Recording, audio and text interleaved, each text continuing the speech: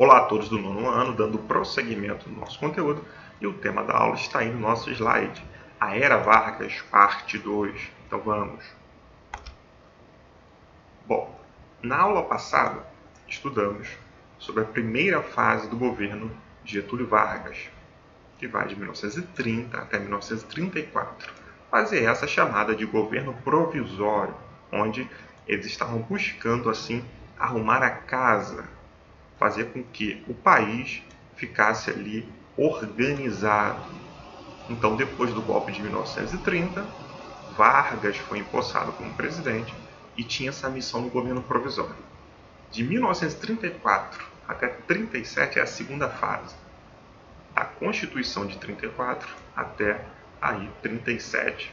Bom, nesse contexto, Vargas teve que conviver com muitos conflitos, divergências políticas, visões diferentes em relação à política.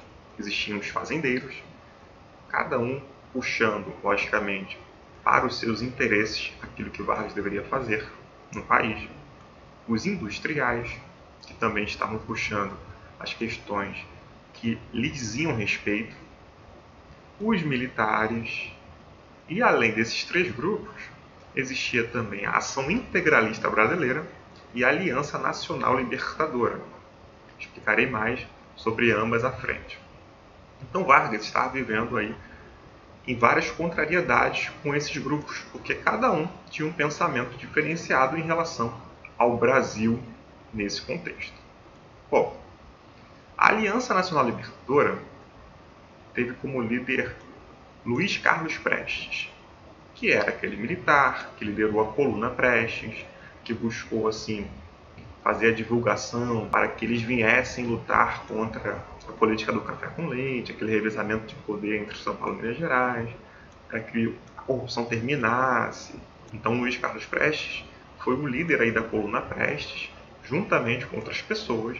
Eles buscavam conscientizar a população do Brasil em relação a isso. Porém, essa Coluna Prestes não deu certo, e assim Prestes saiu dessa coluna.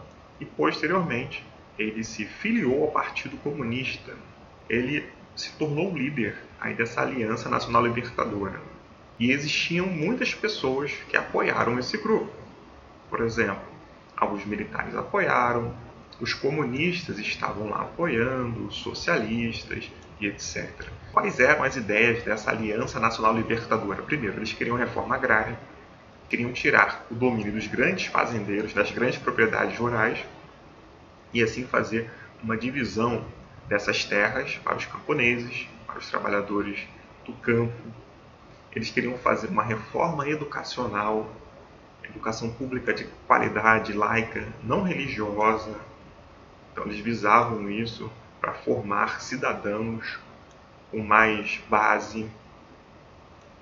Eles queriam fazer uma reforma política, lutavam ali pelo fim da corrupção e também queriam mais espaço assim para os partidos políticos, já que, por exemplo, Luiz Carlos Prestes, ele era comunista. O Partido Comunista durante períodos foi fechado na história. Em 1922 ele surgiu, como vimos nas aulas passadas, e assim no próprio ano de 1922 ele foi fechado pelo presidente Epitácio Pessoa. Por que ele foi fechado? Porque inicialmente, quando teve lá a Revolução Bolchevique, eles fizeram assim um governo que de forma inicial existiram alguns pontos positivos, fazendo reforma agrária, buscando alfabetizar a população, porém transformou-se em uma ditadura. Então, em 1922, o Partido Comunista ele foi fechado e só ressurgiu em 1927. Então, se tinha esse medo que, de fato, esse Partido Comunista no Brasil viesse ganhar poder e assim transformar o Brasil em uma ditadura. Então, a Aliança Nacional Libertadora queria essa reforma política, a maior liberdade assim para a política, para os comunistas e etc. Eles eram contra o imperialismo, porque eles diziam que os Estados Unidos, a Inglaterra, na verdade, só estavam querendo sugar os países ali que posteriormente foram chamados de países do terceiro mundo. Então eles lutavam contra isso, porque logicamente eles eram a favor aí do comunismo, ou seja, de que chegaria um tempo que eles viveriam em uma sociedade que não existiria mais luta de classes e entre outras coisas. Em 1935, aconteceu aquilo que é chamado de Intentona Comunista. Foi uma revolta que partiu dos quartéis para tentar derrubar o governo de Getúlio Vargas, já que na Aliança Nacional Libertadora existiam militares que estavam apoiando comunistas, operários. Então, esses militares dos quartéis buscaram fazer essa revolta para derrubar o governo de Getúlio Vargas, sendo que essa intentona comunista, essa revolta dos comunistas, logicamente que não deu certo. E assim as pessoas foram pegas, alguns foram torturados, assassinados, presos e etc. Outro grupo político também é chamado de Ação Integralista Brasileira. Esse grupo era liderado por Plínio Salgado e esse grupo defendia ideias fascistas. Eles eram ultranacionalistas, ou seja, xenófobos. Tudo que viesse de fora não prestava, de fora do país. Eles eram anticomunistas, contra os comunistas, logo eles vão ser contra a Aliança Nacional Libertadora. Eles também eram a favor de uma ditadura para o país. Então esse grupo ele foi muito influenciado por aquilo que estava acontecendo internacionalmente no mundo. Lá na Itália, Benito Mussolini tinha um governo fascista, com a ditadura fascista, e também na Alemanha, com Adolf Hitler, outra ditadura fascista que estava acontecendo no mundo. Então eles eram influenciados por isso. E também eles eram contra o imperialismo, contra os países liberais, aí, Estados Unidos, Inglaterra, dizendo que também esses países faziam com que os países menores fossem e se tornassem cada vez menores. A única coisa que a ação integralista brasileira combinava com a Aliança Nacional Libertadora era a questão do imperialismo. Agora o restante, eles eram totalmente diferenciados. Coloquei uma foto onde se tem aqui Plínio Salgado, o líder da ação integralista brasileira, um sinal semelhante com aquele que era feito lá com Hitler ou Mussolini, porém o braço mais erguido. Até mesmo a questão do uniforme que eles usavam. Então, a ação integralista brasileira buscava fazer com que o país, de fato, tivesse um governo centralizado, uma ditadura, assim como acontecia na Itália e na Alemanha. Bom, o golpe de Estado de 1937. O Brasil é o país do golpe. E através desses golpes que aconteceram, tanto coisas positivas ocorreram, como também coisas negativas, muito negativas. Mas isso está muito claro na nossa história, essa questão do golpe. Quando se teve a proclamação da República em 1889, foi um golpe. Os militares, a igreja, os fazendeiros apoiaram a fim que Pedro II viesse sair do poder. Golpe esse, como eu falei, que teve coisas positivas e negativas. Em 1930, quando Getúlio Vargas, juntamente com outros estados, Minas Gerais, Paraíba, etc., tomaram o poder, mais uma vez ocorreu um golpe. Coisas positivas e negativas aconteceram. E em 1937, outro golpe foi dado. E esse golpe foi dado também por Getúlio Vargas. Existia uma espera para as eleições que aconteceriam em 1938. E já existiam ali candidatos que disputariam essas eleições de 1938. Então elas estavam previstas. Porém, Vargas, nos bastidores, queria permanecer no poder. Uma observação: na Constituição de 1934, não era permitido assim a reeleição. Vargas só deveria ficar 4 anos e sair do poder. Mas ele considerou a questão de ficar no poder. Com isso, apareceu aquilo que foi chamado de Plano Cohen. O Plano Cohen era um suposto plano comunista de que dizia que os comunistas tomariam o poder através de uma revolução que eles fariam. E isso aconteceu em 1937, quando foi divulgado que existia esse suposto plano. Porém, esse plano não passou de mera invenção. Para quê? Para Vargas continuar assim no poder.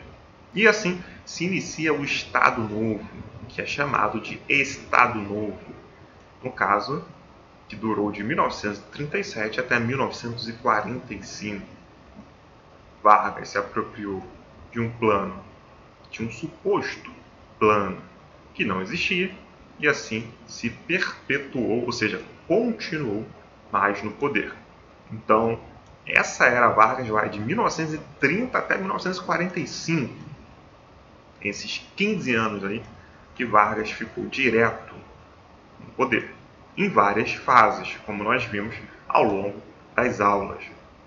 Então, esse Estado Novo foi a primeira ditadura que aconteceu no nosso país. Primeira experiência autoritária que aconteceu no nosso país. Lembrando o que estava acontecendo no mundo. Na Itália, uma ditadura. Na Alemanha, outra ditadura. E etc. Então isso se refletiu aqui também nas escolhas dos políticos locais, que apoiaram, logicamente, o golpe. Então, nesse Estado Novo, nessa ditadura, criou-se assim o DIP. O que é isso? Departamento de Imprensa e Propaganda. Era para controlar e censurar a mídia. Tudo que era feito em nome de Getúlio Vargas, levantando assim a figura do presidente, adorando assim a figura do presidente, era colocado nos meios de comunicação. Agora, aquilo que fosse crítica ao presidente, logicamente que seria censurado. Então, muitas coisas foram censuradas porque não existia liberdade individual, já que era uma ditadura. Então, isso acontecia também em outras partes do mundo. Outra coisa, instituiu-se a pena de morte para os adversários políticos. Tortura foi feita, assassinatos também durante esse período. Criou-se também o DASP. O que é isso? Departamento Administrativo do Serviço Público. Se buscou aí fazer concursos públicos para ter profissionais que lidassem assim com a população, com os cidadãos.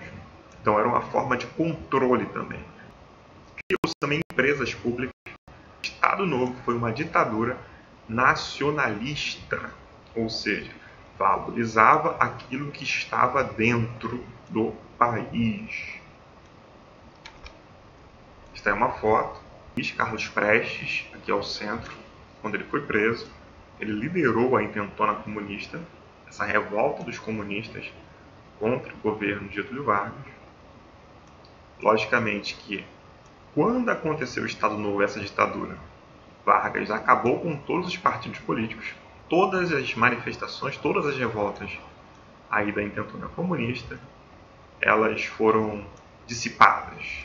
As pessoas que participaram foram perseguidas, algumas torturadas, outras assassinadas e etc.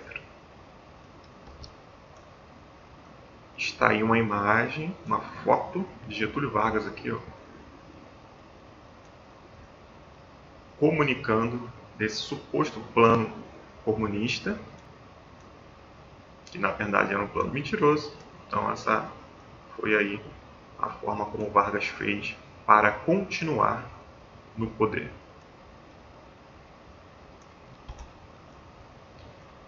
Aí a usina Presidente Vargas, já que ele investiu muito nessa questão de empresas públicas, a usina muito importante, faz parte aí da Companhia Siderúrgica Nacional. Para que serve? Eles produzem aço, ferro, cimento. Então, isso é muito importante para um país. É chamado de um setor estratégico para o país, já que Vargas queria valorizar aquilo que era nacional e buscava, assim, não importar essas coisas, já que poderia fazer dentro. Também tem a Companhia Vale do Rio Doce, que trabalha com mineração entre outras coisas. Hoje só é chamada de Vale.